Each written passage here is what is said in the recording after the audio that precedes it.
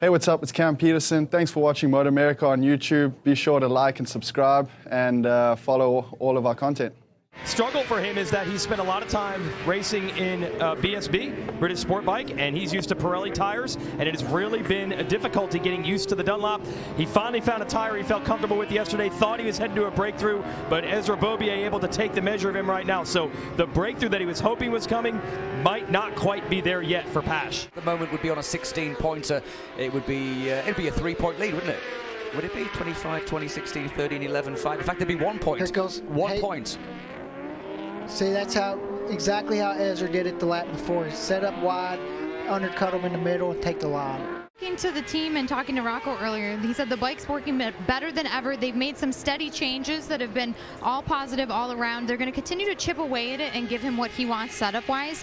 But as far as, Rocco's plan, they've been making a plan, laying it out. He's really been working hard with Josh Hayes on this to try and keep him focused. And so far, he's been executing their plans very well so far this weekend. We've seen him hurt with his shoulders in the past. This is a nice thing to see him kind of keeping these guys. And here you go. There's the big move. Up the inside goes Herrin. So there it is. So now we're going to see if Ty Scott, if what he thought about the pace that Herrin has, if Herrin's going to be able to start setting sail.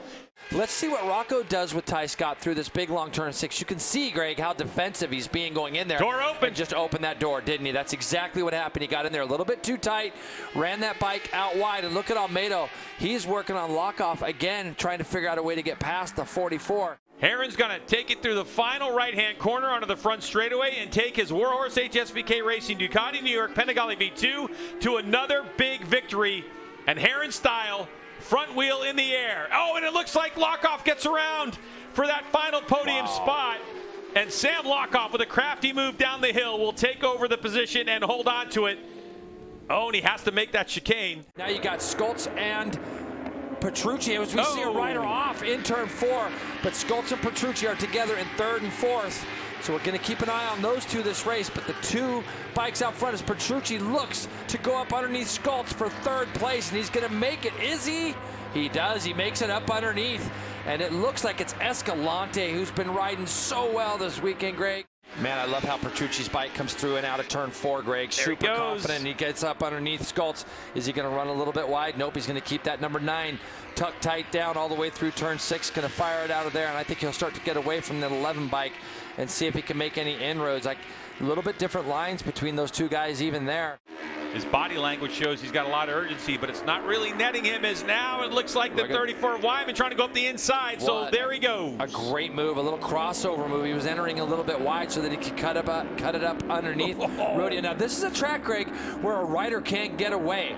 With his teammate Max Van trying to hold on and close the gap and make it 5. They're going 3 wide, Greg, as they go into turn 6. Gus Rodeo is going to make that pass.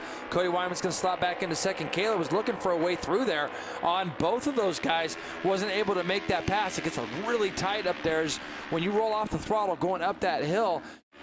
Although Kayla is in the draft to Cody Wyman, it looked like he was trying to protect that inside. Did she make the pass? She did, Greg. So she goes up underneath Cody Wyman in that turn 6. The 31 gets herself into that spot. Now she's going to have to try to run down that leader, Gus Rodeo. He did speak, I think, yesterday to Jason, said he's very confident for today. Could be a podium contender, but certainly a top 6 contender is Ezra Bobier. Corey makes a pass into the chicane. That's a good pass. That is a really hard place to make a pass on a stock 1000. So that was a good setup. Working on his race pace all weekend, and I mean even yesterday, broke the track record for the race lap record. And he's going to have to do it again today if he's going to chase these two boys down at the front. Caleb de Carrel. Oh, Caleb de Carrel looks to the outside. Mazziato makes a mistake, and Caleb de Carrel swoops to the inside. Well, if there's a gap, you've got to go for it, right? We've seen him kind of look at that, that last left. He's going to have a lunge. He is surely going to have a lunge. He lets the brakes off. Through he goes. Can he get it stopped? Oh, that was perfect. Oh, he goes a little bit wide. Here comes Hayden Schultz around the outside. He does a block pass, trying to get through. He's going to go wide. Hayden Schultz tries to come back under the inside. He thought about it. There's no way through. It is going to be 2 from 2. It's the gentleman's set. It's the pole position. And it is a double Twins Cup win for Anthony Mazziato. That was a perfect last lap. Hayden Schultz thought about making a move. And what about it? Corey Wyman gets into 3rd position.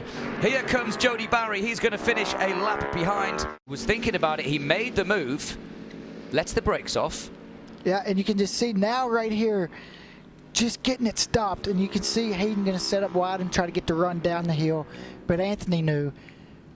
And then as he goes through this right, he's got the position. Now watch Anthony close this next left off, not letting Hayden try to get that run. Yeah, here's another replay. And I tell you what, Mazziato was lucky not to go down there. Manages to hold it. And then this is what you're talking about, isn't it? He was tight, so he drifts up, and look at Hayden. Thinks he's going to make the move, but he would have knocked Anthony down.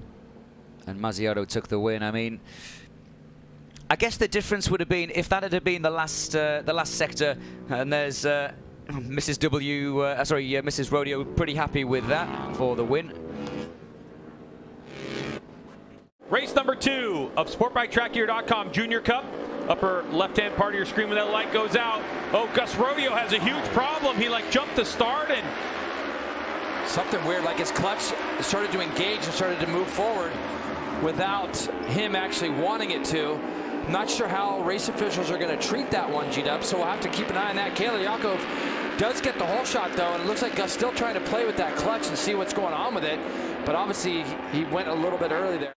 As Gus Rodeo in second place, so. You can see, though, Greg, even if he falls back to 5th, maybe, there's already a gap being created there, and if it is a 5-second penalty, he's doing exactly what he needs to do. He needs to get to the front and try to pull away. Fastest lap of the race so far, Joe Lamandry Jr. So Bazooka Joe in 5th place, a 157.1. But what about Bazooka Joe Lamandry? So the information coming from the pit board to give him an idea of what's going on. Nonetheless, Kaliakov wants to just win it straight up no matter what on the racetrack, and she goes for the lead. Giving Josh Herron fits on that Warhorse HSBK Racing Ducati New York. Ducati, they're starting to eke away. Look what Herron does here. He parks himself right up the inside of Ty Scott. Nice job there. Now Josh, out of our competitors on the first 2 or 3 rows, he's the only one on the extra soft rear. Well, and that's a hard pace to do it at, but he is keeping Josh Herron in tow as we look at the battle for third between Sam Lockoff and Kevin Olmedo. As Olmedo trying to go around the outside again. We know that he loves the handling of this Yamaha R6, and for a moment he had the job done, but Lockoff trying to fight for position. Olmedo's got the inside line, so the pass. He's going to get that done, Greg, and I'm happy to see.